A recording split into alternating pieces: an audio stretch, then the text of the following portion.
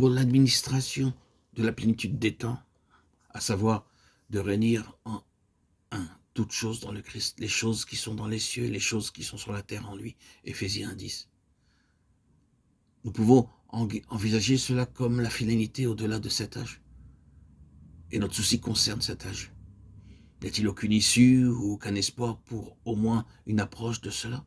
L'épître aux Éphésiens nous laisserait sûrement dans notre embarras si elle nous montrait du doigt qu'un âge futur et n'avait aucune réponse à la tragédie présente. Mais elle a la réponse. Cette réponse est fournie par différents moyens et de plusieurs manières. Peut-être la manière la plus simple, la plus directe et la plus utile sera de laisser Paul lui-même être la réponse.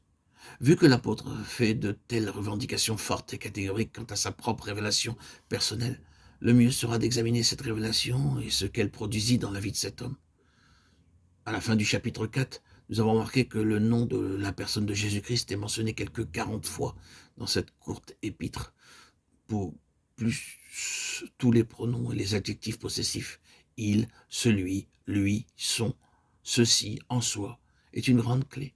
Dans son épître aux Galates, Paul a fait une déclaration en ces termes: apôtre non de la part des hommes, ni par un homme, mais par Jésus-Christ et Dieu le Père.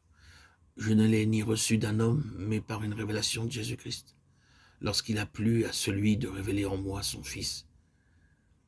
Galates 1:1, 12, 15, 16.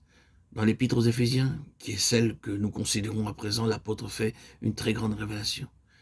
En effet, il base toute la pleine connaissance sur un esprit de sagesse et de révélation. Très bien, donc la réponse à cette grande question qui est devant nous et qui est le sujet de toute cette discussion et cette délibération fébrile dans la chrétienté se trouve dans la révélation et l'appréhension du Fils de Dieu. C'est entièrement une question de savoir si le Fils de Dieu a réellement été vu par une opération du Saint-Esprit ou non. Avons-nous reçu cette révélation? Le genre de vision auquel nous faisons allusion représente une époque, une rencontre, une révélation, une crise qui est survenue dans nos vies. Il n'y a aucun pouvoir sur cette terre qui aurait pu changer ce Saül de Tarse violent, fanatique, sectaire, ce pharisien, fils de pharisien, en l'apôtre des païens. Romains 11:13. Le persécuteur redoutable et intolérant, le destructeur de toutes choses, de toute personne liée à Jésus de Nazareth, en son plus grand ami, avocat et dévoué.